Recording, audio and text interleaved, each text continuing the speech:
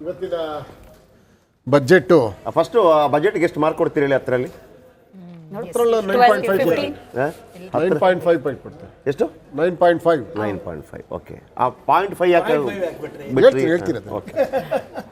ಕೇಂದ್ರ ಸರ್ಕಾರದಿಂದ ಬರ್ತಕ್ಕಂಥ ಸಹಕಾರ ಇದೆಯಲ್ಲ, ನೀವು ಹೇಳಿದ್ದೀರಾ ಒಂದು ಪಕ್ಷ ನಮ್ಮದಿಂದ ಬರೆದಿದ್ದರೆ ಈ ಅನುಮಾನ ಇದೆ ನೋಡಿ, ಅದೇ ಅದಕ್ಕೊಂದು ಸ್ವಲ್ಪ ಇಟ್ಕೊಂಡಿದ್ವಿ. ಈ ಅನುಮಾನ ನಿಮ್ಮಿಂದ ಬಂದಿದೆಯಲ್ಲ. ಈಗ ನೀವು ಹೇಳಿದ್ರಿ ಕೇಂದ್ರ ಸರ್ಕಾರ ಒಂದು ಪಕ್ಷ ಕೊಡ್ಲಿಲ್ಲಪ್ಪ, ಕೊಡಲ್ಲ ಅನ್ನೋದೇ ನಿಮ್ಮ ಮನಸ್ಸು, ಅದು ಗೊತ್ತಿರೋದೆ. ಕೊಡದೇ ಇದ್ರೆ ಏನ್ ಮಾಡ್ಬೇಕು ಅವಾಗ ಅದೊಂದು ಸ್ವಲ್ಪ ಭಯ ಇದೆ, ಅದನ್ನೇನ್ ಮಾಡ್ಬೇಕು ಅಂತ. ಅದಕ್ಕೆ ಅಲ್ಲ, ಈಗ ನಾವ್ ಹೇಳ್ತಾ ಇರ್ತಕ್ಕಂಥದ್ದು ಇದು ಒಂದು ರಾಜ್ಯ ಬಜೆಟ್ ಅನ್ನೋದಕ್ಕಿಂತ ದೇಶದ ಬಜೆಟ್ ಅನ್ಬೋದು. ಎಲ್ಲ ವರ್ಗ, ಎಲ್ಲ ಕ್ಷೇತ್ರಗಳು, ಎಲ್ಲ ಯುವಕರನ್ನ, ಮಧ್ಯಮ ವರ್ಗದವ್ರನ್ನ, ವಯಸ್ಸಾದವರನ್ನ, ಅರ್ಥ ಆಗ್ತಿದ್ಯಾ, ವಿದ್ಯಾರ್ಥಿಗಳನ್ನ, ಕೃಷಿಕರನ್ನ, ಅಬಲೆ ಸಬಲೆಯರನ್ನ ಎಲ್ಲರನ್ನೂ ಒಳಗೊಂಡಂತ ದೇಶದ ಒಂದು ಪ್ರಗತಿಗಲ್ಲ, ರಾಜ್ಯದ ಒಂದು ಪ್ರಗತಿಗೆ ಸಿದ್ದರಾಮಯ್ಯ ಅವರು ಮೊದಲೇ ಆ ರೀತಿಯಾದಂತಹ ಒಂದು ಬಜೆಟ್ ಅನ್ನ ಮಂಡಿಸಿರ್ತಕ್ಕಂಥ ಒಬ್ರು ಅನುಭವಸ್ಥ ರಾಜಕಾರಣಿ ಆಗಿರೋದ್ರಿಂದ ಇದನ್ನ ಮನಗಂಡಿರ್ತಕ್ಕಂಥ ಈ ರಾಜ್ಯ ಕೇಂದ್ರ ಸರ್ಕಾರ ಎಷ್ಟೇ ಕಷ್ಟ ಕೊಡ್ಲಿ, ಎಷ್ಟೇ ತೊಂದರೆ ಕೊಡ್ಲಿ, ನಮ್ಮ ವಿರೋಧ ಪಕ್ಷದವರು ಇವತ್ತು ಯಾವುದೋ ಒಂದು ಅಡಕಂಸ್ಮಿ ಅನ್ನಕ್ಕಂಥ ಪದ ಬಳಸಿದ್ದಾರೆ. ನನಗನ್ಸುತ್ತೆ ಅವರು ಆ ಪದ ಬಳಸಿರೋದು ನೋಡ್ರೆ ಅವರೆಲ್ಲ ಔಟ್ಡೇಟೆಡ್ ರಾಜಕಾರಣಿಗಳು ಅಂತ ಕಾಣುತ್ತೆ. ಒಂದು ಸುಸಂಸ್ಕೃತ ಸಮಾಜದಲ್ಲಿ ಬದುಕ್ತಾ ಇರ್ಬೇಕಾದ್ರೆ ಸಾಂವಿಧಾನಿಕ ಪದಗಳನ್ನ ಬಳಸೋದಕ್ಕೆ ನಿಮ್ಗೆ ಯೋಗ್ಯತೆ ಇಲ್ಲ ಅನ್ನೋದಾದ್ರೆ ನೀವು ಔಟ್ಡೇಟೆಡ್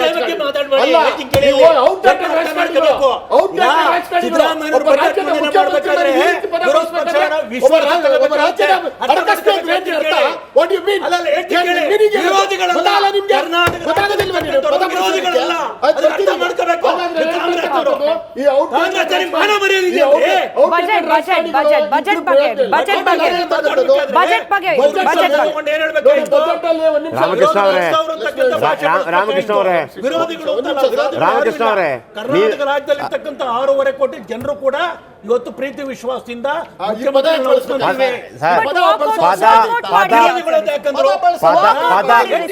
ಪದ ಬಿಜೆಪಿ ಆಗಲಿ ಕಾಂಗ್ರೆಸ್ ಆಗಲಿ ಇದಕ್ಕೆ ಹೊರತಲ್ಲ. ಸಿದ್ದರಾಮಯ್ಯನವರು ವಿರೋಧಿಗಳು ಅಂತ ಬಳಸಿದ್ರು. ವಾಕೌಟ್ ಮಾಡಿದ್ರೆ ಎಷ್ಟು ಸರಿ ಸರ್? ವಾಕೌಟ್ ಮಾಡಿದ್ರೆ ಸರಿ, ಆಚೆ ನಡೆದಿದೆ ಸರಿ. ನಿಮ್ಮ ಮಳವಳ್ಳಿ ಶಾಸಕ ಬಳಸ್ತಾರಲ್ಲ, ಅದು ನಿಮ್ಮ ಮಳವಳ್ಳಿ ಶಾಸಕ ಬಳಸ್ತಾರಲ್ಲ, ಅದು ಬಜೆಟ್ ಕೇಂದ್ರಿತವಾಗಿ ನಮ್ಮಲ್ಲೂ ಆಗಿದೆ. ಈ ಬಜೆಟ್ ಒಂದು ನಿಜವಾಗ್ಲೂ ಕೂಡ ಆಶಾದಾಯಕವಾಗಿದೆ. ಯಾವುದೇ ಕೂಡ ನೀವು 2010 ವರ್ಷದ ಗುರಿ ಇಟ್ಕೊಂಡು ಮಾಡಿರ್ತಕ್ಕಂಥದ್ದಾಗಿದೆ. ಈಗ ಎಲ್ಲ ಬಜೆಟ್ಗಳನ್ನ ಕೊಟ್ಟಿದ್ದೇವೆ. ನಾವೆಲ್ಲ ಬಜೆಟ್ ಅವಕಾಶ ಕೊಡ್ತಾರೆ ಸರ್, ನಿಮ್ಗೆ ಅವಕಾಶ ಈ ತರ ಆಗಲ್ಲ. ಒಂದು ನಿಮಿಷ ಇರಿ ಸರ್,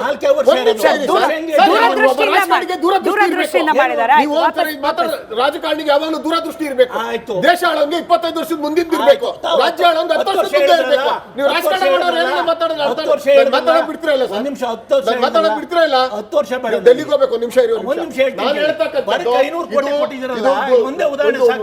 ಭವಿಷ್ಯದ ಕರ್ನಾಟಕಕ್ಕಾಗಿ, ಭವಿಷ್ಯದ ಕನ್ನಡಿಗರಿಗಾಗಿ ಇರ್ತಕ್ಕಂಥ ಒಂದು ಬಜೆಟ್ ಆಗಿದೆ. ಈಗೆಲ್ಲ ಒಂದು ಕ್ಷೇತ್ರಗಳಲ್ಲೂ ಕೂಡ ಹಣವನ್ನು ಹೆಚ್ಚಿಗೆ ಮಾಡಿರ್ತಕ್ಕಂಥದ್ದಾಗ್ಲಿ, ಒಂದು ಕಾರ್ಯಚಟುವಟಿಕೆಗಳನ್ನು ಹೆಚ್ಚಿಗೆ ಮಾಡಿರ್ತಕ್ಕಂಥದ್ದಾಗಲಿ, ಮೀನುಗಾರರು ಇರ್ಬೋದು, ವಿದ್ಯಾರ್ಥಿಗಳಿರ್ಬೋದು, ಹೆಣ್ಣು ಮಕ್ಕಳು ಇರ್ಬೋದು, ಕೃಷಿ ನೇಕಾರರಿಗಿರ್ಬೋದು, ಅಲ್ಲ ಗೊತ್ತಾ ಇದೆಯಾ? ಇದೊಂದು ಭಕ್ತಿಯ ಬಜೆಟ್,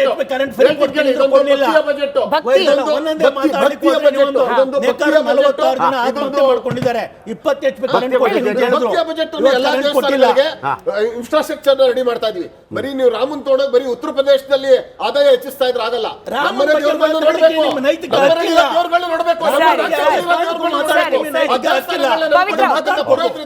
ವ್ಯಾಪಾರಸ್ಥರುಗಳಿದ್ದಾರೆ, ಅದನ್ನ ನಂಬ್ಕೊಂಡಿದ್ದಂತ ಹೋಟ್ಲುಗಳಿದೆ, ಎಲ್ಲ ಇದಾವೆ. ಅಲ್ಲಿಗೂ ಬರ್ತಕ್ಕಂಥ ಆಕರ್ಷಣೆ ಕೇಂದ್ರಗಳು ಆಗ್ಬೇಕಾಗ್ತದೆ. ಪ್ರವಾಸೋದ್ಯಮ ನೀವು ಕೂಡ ದೇವರ ಹಾದಿಗೆ ಬಂದ್ರಿ, ನೀವು ಕೂಡ ಬಂದ್ರಿ, ದೇವರ ಹಾದಿಗೆ ಬಂದ್ರಿ. ಅಲ್ಲ, ದೇವಸ್ಥಾನಗಳು ಕಟ್ಟಿರೋದೇ ನಾವು 40 ಇನ್ನೂ ಇಬ್ರು ರಿಯಾಕ್ಷನ್ ನಮಗೆ ಬೇಕು. ನೀವು 9.5 ಕೊಟ್ರಿ ಬಿಡಿ. ಪವಿತ್ರ ಮೇಡಮ್, ವಿತ್ತೀಯ ಆರ್ಥಿಕ ಶಿಸ್ತು ವಾಕೌಟ್ ಮಾಡಿ ಇದೊಂದು ರಾಜ್ಯಕ್ಕೆ ಅವಮಾನ ಮಾಡಿರ್ತಕ್ಕಂಥ ಈ ರಾಜಕಾರಣಿಗಳನ್ನ ಮತ್ತೆ ಅವರನ್ನ ಮುಂದೆ ಬರ್ತಕ್ಕಂಥ MP ಎಲೆಕ್ಷನ್ ತಿರಸ್ಕರಿಸ್ತಾರೆ. ಕ್ಯಾಂಪೇನಿಂಗ್ ಟೈಮ್ ಇದೆ. ಪವಿತ್ರ ಅವರೇ, ಆರ್ಥಿಕ ಶಿಸ್ತನ್ನ ಕಾಪಾಡ್ಕೊಂಡಿದ್ದೀವಿ. ವಿತ್ತೀಯ ಕೊರತೆಯನ್ನ 3% ಒಳಗಡೆ, ಸಾಲದ ಮಿತಿಯನ್ನ ಕೂಡ 25% ಒಳಗಡೆ ಸಿದ್ದರಾಮಯ್ಯ ಅವರು ಲೆಕ್ಕ ಒಪ್ಪಿಸಿದ್ದಾರೆ. ನೀವು ಯಾವ ರೀತಿ ಗಮನಿಸ್ತೀರಿ ಆರ್ಥಿಕ ಶಿಸ್ತಿನ ನಿಟ್ಟಿನಲ್ಲಿ ಬಜೆಟ್? 15ನೇ ಬಜೆಟ್ ಅನ್ನ ಇದೀಗ ತಾನೇ ಮುಖ್ಯಮಂತ್ರಿಗಳು ಮಂಡಿಸಿದ್ದಾರೆ. ಇದರಲ್ಲಿ ವಿತ್ತೀಯ ಕೊರತೆಯ ಬಗ್ಗೆ, ಫಿಸ್ಕಲ್ ಡೆಫಿಸಿಟ್ ಬಗ್ಗೆ ಹೇಳೋದಾದರೆ, ಒಟ್ಟು ರೆಸಿಟ್ ಅಂದರೆ ನಮಗೆ ಬಂದಿರುವಂಥ ಆದಾಯ ಎಷ್ಟು ಅಂದರೆ 2,63,000 ಕೋಟಿ ರೂಪಾಯಿಗಳು. ಹಾಗೆ ಇದರಲ್ಲಿ ವೆಚ್ಚ ಮಾಡಿರುವಂಥದ್ದು ಅಥವಾ ಎಕ್ಸ್ಪೆಂಡಿಚರ್ ಅಂತ ಹೇಳಿದರೆ 1,05,000 ಕೋಟಿ ರೂಪಾಯಿಗಳು. ಇದರಿಂದ ನಾವು ನೋಡುವಾಗ ಫಿಸ್ಕಲ್ ಡೆಫಿಸಿಟ್ ಎಷ್ಟಿದೆ ಈ ಬಡ್ಜೆಟ್ನಲ್ಲಿ ಅಂತ ಹೇಳಿದರೆ ಸರಿಸುಮಾರಾಗಿ ನಮಗೆ ಶೇಕಡವಾರಲ್ಲಿ ಹೇಳೋದಾದರೆ 2.95% fiscal reforms budget management act 2002 ಅಲ್ಲಿ ಇರುವ ಹಾಗೆ ನಾವು 3% ಒಳಗಡೆನೆ ಇಟ್ಕೊಂಡಿದ್ದೀವಿ. ಅಂದರೆ ವಿ ಹ್ಯಾವ್ ಮೇಂಟೈನ್, ಅಂದರೆ the Karnataka government has maintain the fiscal discipline.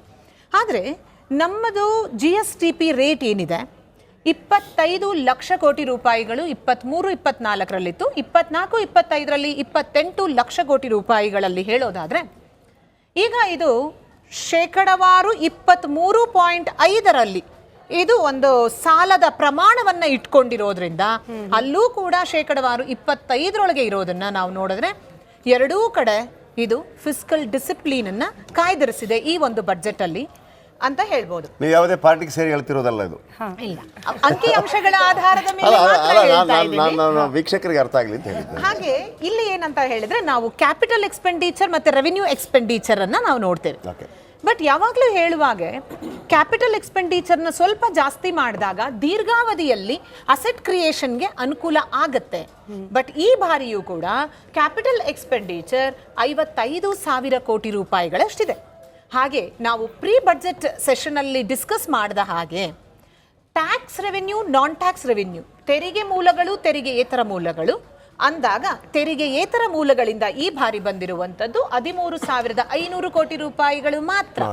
ಹಾಗಾಗಿ ಮುಂದಿನ ದಿನಗಳಲ್ಲಿ ಬೆಳಿಗ್ಗೆ ಅದರ ಬಗ್ಗೆ ಮಾತಾಡೋದಲ್ಲ, ಅಲ್ಲಿನ ಜಾಸ್ತಿ ಪಡೆಯೋದಕ್ಕೆ ಅವಕಾಶ ಇದೆ. 8,000 ಕೋಟಿ ಇದ್ದಿದ್ದು ಈ ಸಲ 13,500 ಕೋಟಿ ರೂಪಾಯಿಗಳಿಗೆ ಹೆಚ್ಚಳ ಆಗಿದೆ. ಆದರೆ ತೆರಿಗೆ ಮೂಲಗಳು 1,80,000 ಕೋಟಿ ರೂಪಾಯಿಗಳಿದೆ. ತೆರಿಗೆಯೇತರ ಮೂಲಗಳಾದ ಫೀಸ್ ಆಗಿರ್ಬೋದು, ಫೈನ್ಗಳಾಗಿರ್ಬೋದು, ಬೇರೆ ಇಲಾಖೆಗಳಿಂದ ಬರುವಂತ ಹಣಕಾಸಿನ ವರಮಾನ ಆಗಿರ್ಬೋದು, ಇದನ್ನ ಗಮನ ಇಟ್ಕೊಂಡು ಮುಂದಿನ ದಿನಗಳಲ್ಲಿ ಹೆಚ್ಚಿಸ್ತಾ ಹೋದ್ರೆ ಸರ್ಕಾರದ ಬೊಕ್ಕಸಕ್ಕೆ ಆದಾಯ ಜಾಸ್ತಿಯಾಗಿ ಸಾಲ ಅಥವಾ ಲಯಬಿಲಿಟೀಸ್ ಅಂತ ಏನಿದೆ ಒಂದು ಅನ್ಯಾಯ ಇದಾಗಿದೆ. ಕೃಷ್ಣಾ ಕೊಳ್ಳದ ಯೋಜನೆಗಳಿಗೆ ಹಾಗೂ ಮಹದಾಯಿ ಯೋಜನೆ ಹಾಗೂ ನವಿಲೆ ಜಲಾಶಯ ಯೋಜನೆಗಳಿಗೆ ಅನುದಾನ ನಿಗದಿಪಡಿಸಿಲ್ಲ. ಇದರಿಂದ ರೈತರಿಗೆ ಹಾಗೂ ಹಿಂದುಳಿದ ಭಾಗಗಳಾದ ಉತ್ತರ ಕರ್ನಾಟಕ, ಕಲ್ಯಾಣ ಕರ್ನಾಟಕದ ಭಾಗಗಳಿಗೆ ಅನ್ಯಾಯ ಮಾಡಲಾಗಿದೆ. ರಾಜ್ಯದ ರಾಜಧಾನಿ ಬೆಂಗಳೂರು ಮಹಾನಗರದ ಅಭಿವೃದ್ಧಿಗೆ ಯಾವುದೇ ಅನುದಾನ ನಿಗದಿಪಡಿಸಿಲ್ಲ, ಕೇವಲ ಘೋಷಣೆಗಳಷ್ಟೇ ಮಾಡಲಾಗಿದೆ. ಇದರಿಂದ ಬೆಂಗಳೂರಿನ ಯಾವುದೇ ಸಮಸ್ಯೆಗಳಿಗೆ ಮುಕ್ತಿ ಸಿಗೋದಿಲ್ಲ. ಸರ್ಕಾರಿ ನೌಕರ ಬಹುದಿನ ಬೇಡಿಕೆಯಾದಂಥ 7ನೇ ವೇತನ ಆಯೋಗ ಅನುಷ್ಠಾನಗೊಳಿಸುವ ಬಗ್ಗೆ ಯಾವುದೇ ಸ್ಪಷ್ಟವಾದ ಘೋಷಣೆ ಇಲ್ಲ. ಇದರಿಂದ ಖಜಾನೆ ಖಾಲಿಯಾಗಿರುವಂಥದ್ದು ಮೇಲ್ನೋಟಕ್ಕೆ ಕಾಣ್ತಾ ಇದೆ. 2023-24ನೇ ಸಾಲಿನಲ್ಲಿ ಬಹಳ ಮುಖ್ಯವಾಗಿ 12,522 ಕೋಟಿಗಳ ರಾಜಸ್ವ ಕೊರತೆ. ವಿರೋಧ ಪಕ್ಷ ಸಹಜವಾಗಿ ಈ ರೀತಿಯಾದ ರಿಪ್ಲೈ ಬರಬೇಕು ಅಂತ ಹೇಳಿ ಚಂಪಿ ಸರ್, ಈ ಬಜೆಟ್ ಅಲೋಕೇಶನ್ ಗಮನಿಸ್ತಿದ್ರೆ ಶಿಕ್ಷಣಕ್ಕೆ 12%, ಮಹಿಳಾ ಮತ್ತು ಮಕ್ಕಳ 9%, ಇಂಧನ 6%, ನೀರಾವರಿ 5%. ಶಿಕ್ಷಣಕ್ಕೆ ಈ ಬಾರಿ ಜಾಸ್ತಿ ಇಟ್ಟಿದೆ. ಅದು ಪ್ರತಿ ಸತಿ. ಬಟ್ ಶಿಕ್ಷಣಕ್ಕೆ ಲಾಸ್ಟ್ ಟೈಮ್ 10 1 ರೂಪಾಯಿನಲ್ಲಿ 10 ಪೈಸೆ ಇತ್ತು, ಒಂದು ಬಾರಿ ಜಾಸ್ತಿ. ಅಂದರೆ marginal tinkering kind of adjustments ಆಗಿದೆ, ಸಬ್ಸ್ಟ್ಯಾನ್ಷಿಯಲ್ ಆಗಿಲ್ಲ. ಸೇಮ್ ಥಿಂಗ್ ವಿತ್ ರೈತ ನೀರಾವರಿನ ನಮ್ಮ ದೊಡ್ಡ ಯೋಜನೆಗಳಿಗೆ ಕಂಪ್ಲೀಟ್ ಬ್ರೇಕ್. ಅದ್ರ ಬಗ್ಗೆ ಯಾವುದೇ ಕಾರಣಕ್ಕೂ ಚಕಾರ. ಸ್ಮಿತಾ ಜಯಪ್ರಕಾಶ್ ಅವರೇ, ಇತರೆ ಆರ್ಥಿಕ ಸೇವೆಗಳಲ್ಲಿ ಮೊದಲು 17 ಇತ್ತು, ಈಗ -2 ಮಾಡಿದ್ದಾರೆ. ಅಂದರೆ ಲಕ್ಷ್ಮೀನಾರಾಯಣ ಅವರು ಹೇಳಿದ ಪಾಯಿಂಟ್ ಅಂತ ತೆಗೆದುಕೊಂಡು ಹೇಳೋದಾದರೆ ಬರಗಾಲದ ಪರಿಸ್ಥಿತಿಯಲ್ಲಿರ್ತಕ್ಕಂಥವರಿಗೆ ವಿಶೇಷವಾದ ಒಂದು ಪರಿಹಾರವನ್ನು ನೀಡುವ ಒಂದು ತಾತ್ಕಾಲಿಕವಾದ ಅಥವಾ ಅಡ್ಹಾಕ್ ಸೊಲ್ಯೂಷನ್ ಕೊಡ್ಬೋದಿತ್ತು, ಅದನ್ನು ಕೊಟ್ಟಿಲ್ಲ. ಆಮೇಲೆ 7ನೇ ವೇತನ ಆಯೋಗದ ವರದಿಯನ್ನು ಸ್ವೀಕರಿಸಲಾಗಿದೆ ಅಂತ, ಅದು ಅದರ ಅಗತ್ಯ ಇರಲಿಲ್ಲ. ಬಜೆಟ್ನಲ್ಲಿ ಅದು ಉಲ್ಲೇಖ ಮಾಡುವ ಅಗತ್ಯ ಇರಲಿಲ್ಲ,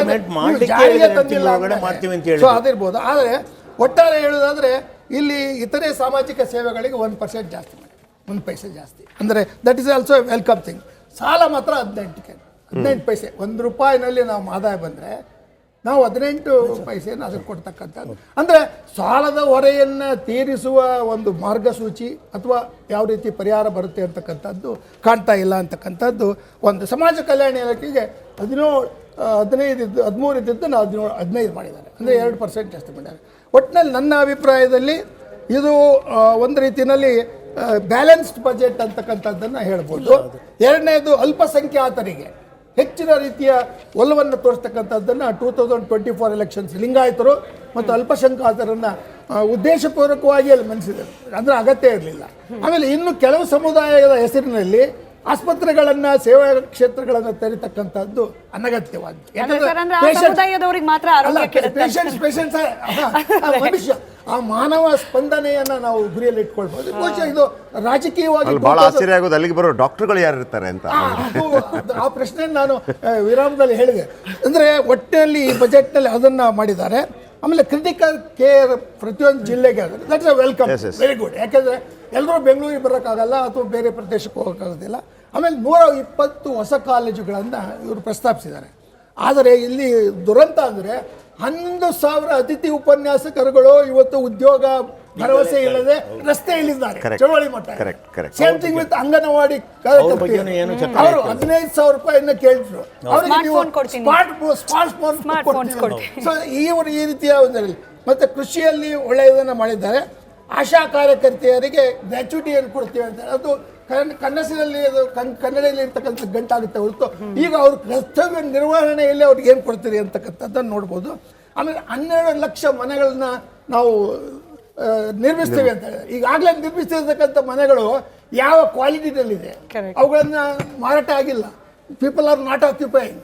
ಅವ್ರಿಗೆ ಕೊಟ್ಟರು ಸಹ ಅದನ್ನು ಮಾಡಿ. ಆಮೇಲೆ 2013-18 ಅವಧಿಯಲ್ಲೂ ಕೂಡ 25 ಲಕ್ಷ ಮನೆಗಳ ಬಗ್ಗೆ ಅವರು ಹೇಳಿದ್ರು. ಅದು ಆಮೇಲೆ ನನಗೆ ಒಮ್ಮೊಮ್ಮೆ ಭಾಳ ಆಶ್ಚರ್ಯ ಆಗುತ್ತೆ. 1,35 ಲಕ್ಷ ನಮ್ಮ BPL ಬಳಕೆದಾರರು ಏನಿರ್ತಾರೆ, ಆ ಥರ ಕುಟುಂಬಗಳೇನಿರುತ್ತೆ, ನೀವು 25 ಲಕ್ಷ 5 ವರ್ಷದಲ್ಲಾದರೆ ಆ ಮನೆಗಳು ಕಂಪ್ಲೀಟ್ ಆಗಿ ಯಾವುದೇ ಪ್ರಾಬ್ಲಮ್ ಇರಬಾರ್ದಾಗಿತ್ತು.